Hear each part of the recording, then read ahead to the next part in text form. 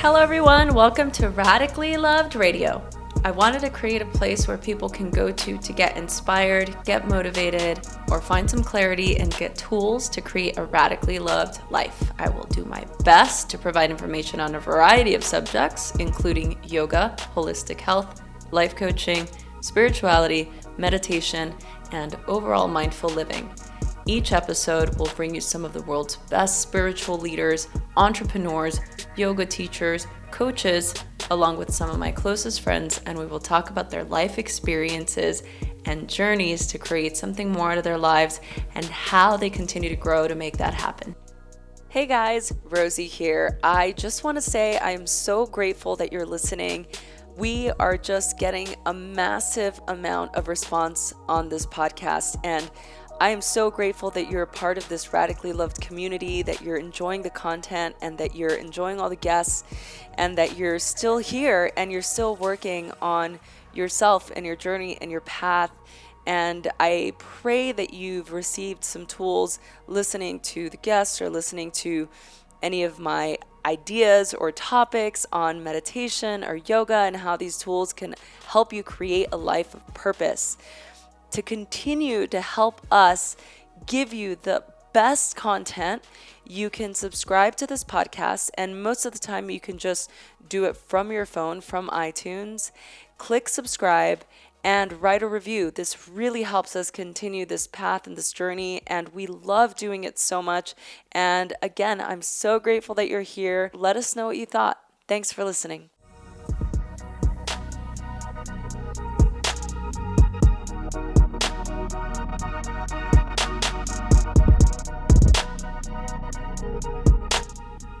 Hello, everyone. I have a pretty serious topic to talk about today.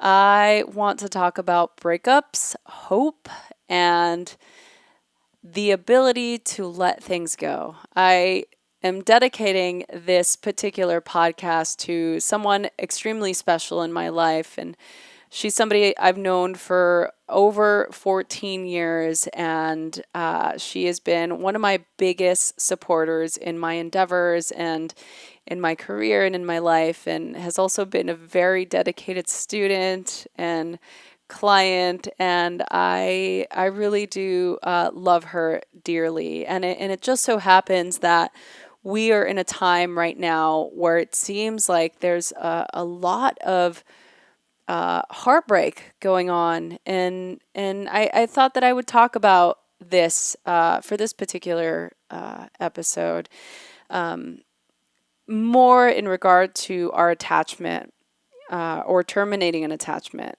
and we all know for most people, whenever we let go of a love in our life, it can be an extremely painful experience. In fact, almost, I would say, one of the most painful experiences we go through as humans. If I ask you to think back, you can likely tell me about each breakup you've endured and how it helped shape your life.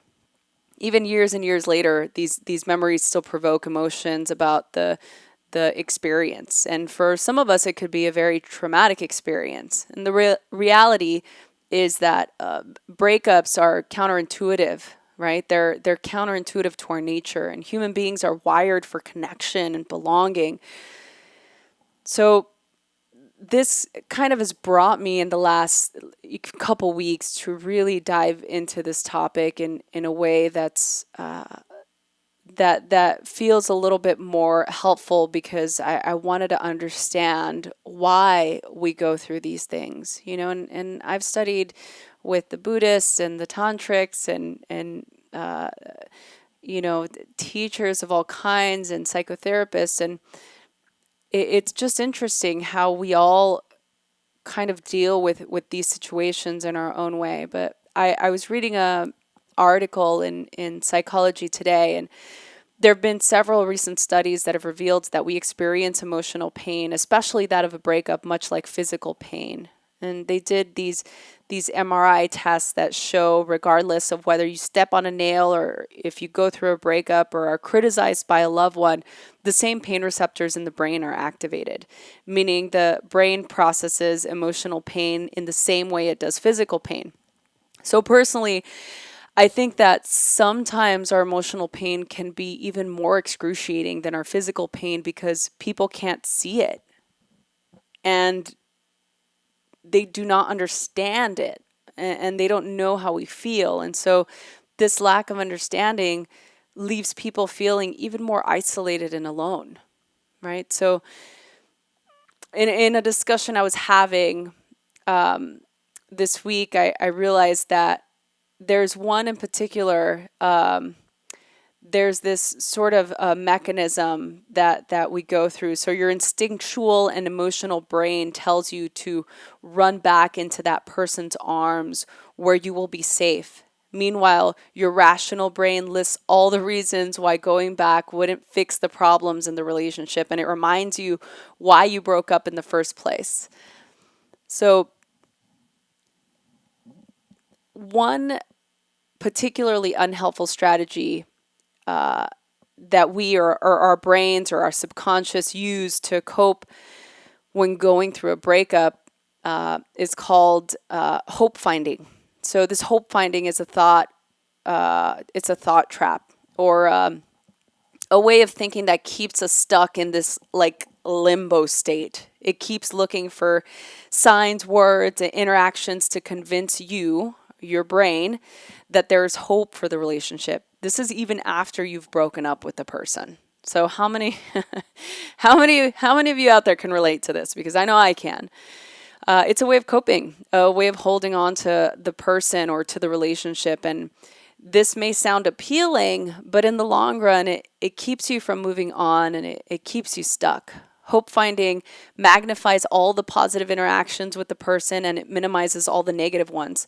For example, your ex may act distant towards you and push you away throughout most of the day or week, but have a moment where they crumble and they express that they miss you or they send you a text.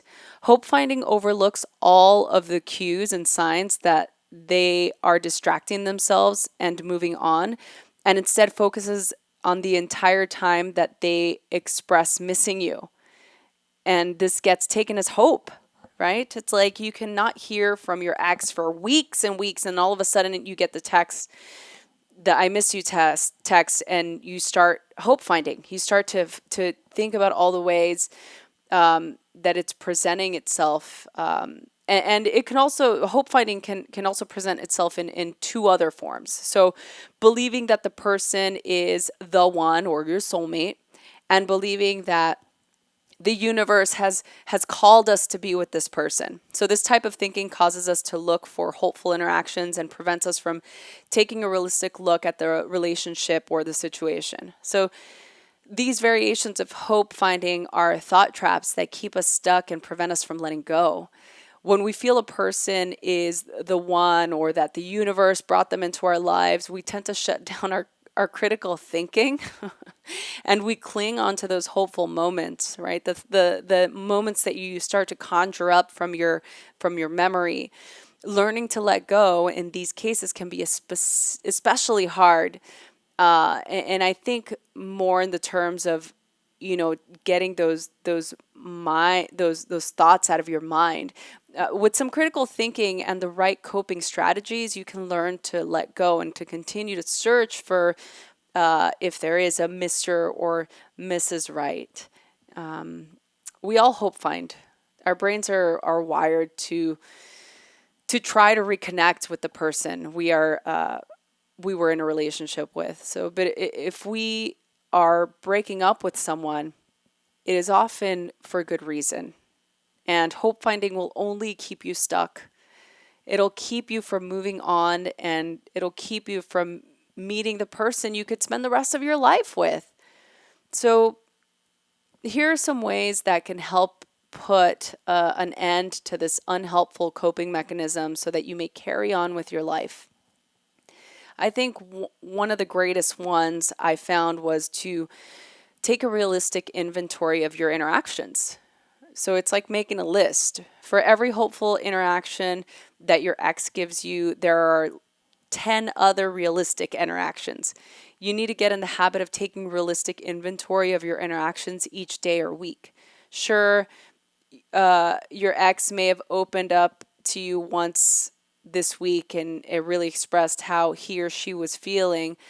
But how many other times did this exact person ignore your calls, ignore your text, or not text you, or was spotted with another person? In order to find closure, you have to read between the lines and take a realistic inventory of the interactions the two of you share. The second thing is to make a list of the legitimate reasons you broke up to begin with. When you find yourself getting sucked in by all the amazing memories that the two of you shared and how kind he was or she was to you today, you need a breakup list to ground you back to reality. I say this because it's definitely something that I had to do in the past, and it really worked. This list should include all of the very legitimate reasons the two of you broke up. For example, we always argued about not spending enough time together, or never feeling like I could be myself, or feeling like you didn't validate me in our relationship, or, whatever it may be. Other examples can include the inability to communicate, or talking about feelings or emotions seriously, or them not being at the emotional level that you are. There are endless reasons why we may not make a good fit with another person. And when we start to get carried away thinking about the good old days, we need a little reality check. So if this is you, if this is something that you're going through right now, do this now. Allow yourself to be grounded. It's okay to have the emotions that you're feeling. It's okay. No one's saying that again, it's like the pain is the pain is the pain. But really allow yourself to get grounded. So the last thing I'm going to say is to limit limit your time to overthink. If you're sitting around fixated on your ex, chances are that you have too much time on your hands. I'll be the first one to tell you that. You need to resume your everyday life. Get involved in some old passion, a hobby, make plans with your friends, go to a yoga class, go to a spin class, go on a hike, go on a road trip. Try not to devote too much time to overthinking your most recent conversation or past interactions, as it will only drive you crazy and never result in getting the answers that you feel you need. Make a conscious effort to do things you enjoy. So if you're going through this, if you're going through this really hard time, join the club. It's definitely something that I've experienced in the past, and it's definitely something that I've been there for people that have gone through or that are going through, people close to me. And so just know that there are several others out there who wonder why they have not been able to move on, or why they weren't the one, or why they feel it was their fault, etc. So knowing when it's time to really let those things go is super helpful. It's also helpful to know that it is in our human nature and even wired in our brains to seek reconciliation. Like, that's just part of us. So don't feel bad because you want to reconcile with someone. And you know what? There's people out there who may in fact reconcile with their partner, and they may have an even better relationship than they did before they broke up. But is that hope finding? I have no idea. I think that it's important for us to take stock and to really take some time to do some serious self-appraisal. We can learn to override the unhelpful coping mechanism that I spoke about and power through the breakup process so that we can all move on. I once read this quote that said, "Let go or be dragged." Being dragged is one of the most heartbreaking feelings, but you are making a choice to hold on. So choose to empower yourself.